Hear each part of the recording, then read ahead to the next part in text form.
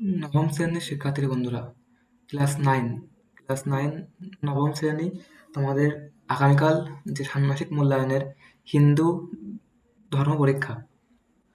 তোমাদের হিন্দু ধর্ম পরীক্ষার প্রশ্ন কিন্তু আমি এর আগের ভিডিওতে দিয়েছিলাম, তো বলছিলাম যে খুব দ্রুত এর উত্তর দেওয়া হবে। তো তোমাদের হিন্দু ধর্মের উত্তর কিন্তু রেডি। তো তোমরা ভিডিওটা সম্পূর্ণ দেখো, তাহলে উত্তরটা বুঝতে পারবে, না হলে তোমাদের কিন্তু উত্তরটা দেখতে একটু অসুবিধা হবে। তাই তোমরা অবশ্যই ভিডিওটা সম্পূর্ণ দেখো, তাহলে তোমরা উত্তরটি অবশ্যই বুঝতে পারবে। তো দেখো, এর তোমাদের প্রশ্ন, তোমরা প্রশ্ন পেয়েছো, এর আগের ভিডিওতে তোমাদের প্রশ্ন আমি দিয়েছি। এর তোমাদের প্রশ্ন, তো এর উত্তর এখানে দিয়েছি। উত্তরটা একটু ঝাপসা, এখানে তোমাদের আমি পড়ে শোনাচ্ছি, তোমরা একটু বুঝে নিও, ঠিক আছে? তো দেখো, এই এই মানে একবারে উত্তর দিয়েছি, ঠিক আছে? এখানে একবারে উত্তর দেওয়া রয়েছে। তো তোমরা দেখো, আমি এখানে বলতেছি, তোমাদের যদি বুঝতে অসুবিধা হয় তাহলে আমি বলতেছি, তোমরা দেখে নাও। প্রথমে কাজ 1, খবরের শিরোনাম লিখি। এটা আছে দলগত কাজ। এখানে নমুনাসক, গুরুত্বপূর্ণ খবরের শিরোনাম, আমার চোখে গুরুত্বপূর্ণ খবর এবং বন্ধুদের চোখে গুরুত্বপূর্ণ খবর এই দেওয়া হয়েছে।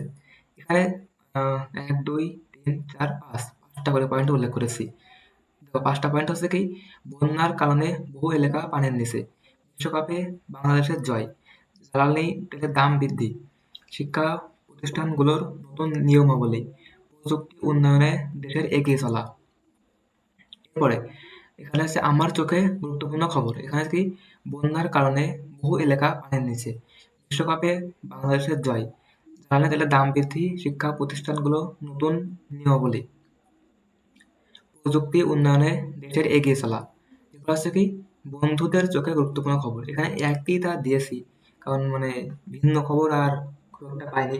তো তোমরা চাইলে একটু ভিন্ন খবর দিও, যাতে মানে স্যাররা কেউ বুঝতে না পারে যে যে 3টা উত্তরই একই হয়ে গেছে। তো তোমরা এখানে মানে যে কোনো তোমাদের মানে আশপাশে যে খবরগুলো হচ্ছে, এখান থেকে বিভিন্ন খবর, যে কোনো একটা খবর এখানে দিও।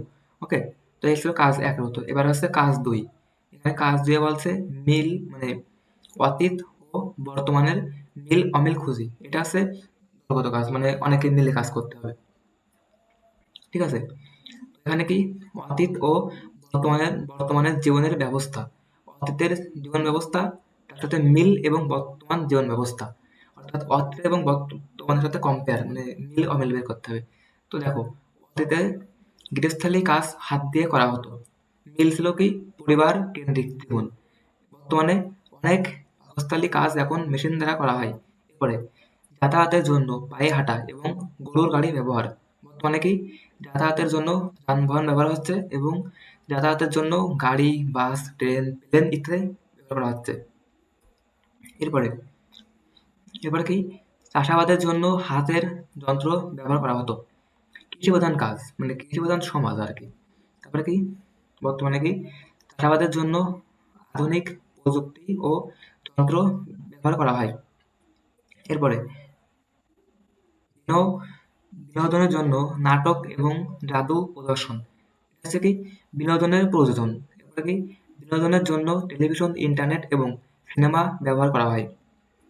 এরপরে শিক্ষার জন্য গুরু শিষ্য পদ্ধতি, মানে ওই যে গুরু শিষ্যে মানে গুরুদের কাছে যাওয়া হতো, সেখানে শিষ্যদের শিক্ষা দেওয়া হতো। এটা শিক্ষা ব্যবস্থা।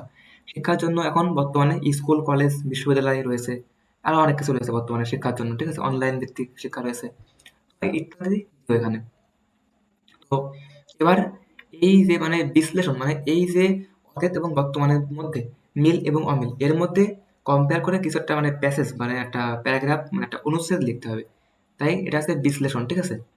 এখানে কি আমাদের দলগত আলোচনায় আমরা দেখতে পেয়েছি যে অতীত এবং বর্তমান জীবন ব্যবস্থার মধ্যে অনেক পরিবর্তন এসেছে।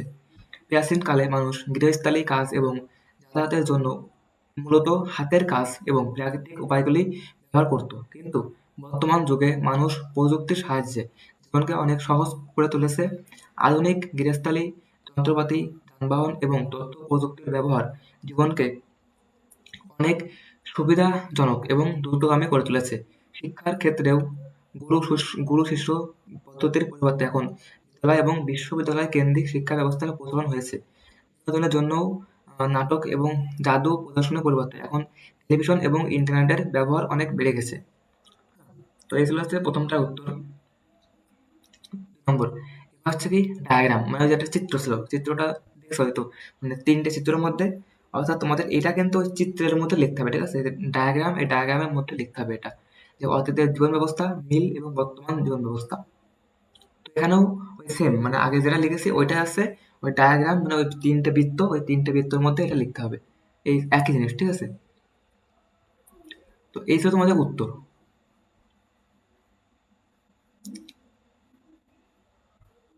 তো এটা তোমাদের উত্তর। এখন আপাতত মানে এই প্রশ্নে আপাতত এই যে কাজ 2 ডায়াগ্রাম তৈরি, এটা উত্তর দেওয়া হয়েছে এখানে, কাজ 2 পর্যন্ত। এখন পরবর্তী উত্তরটা খুব দ্রুত, মানে এই কাজ 3 এবং কাজ 4, এই উত্তরটাও খুবই দ্রুত দেওয়ার চেষ্টা করতেছি। তোমরা, তোমাদের কাছে অনুরোধ, তোমাদের উত্তর খুব দ্রুত দেওয়া হবে, তোমরা তোমাদের বন্ধুদের কাছে শেয়ার করে দাও এবং চ্যানেলটি অবশ্যই সাবস্ক্রাইব করে দিও। সবাই একটু অপেক্ষা করুন, পরবর্তী উত্তর খুব শীঘ্রই দেওয়া হবে। ধন্যবাদ সবাইকে।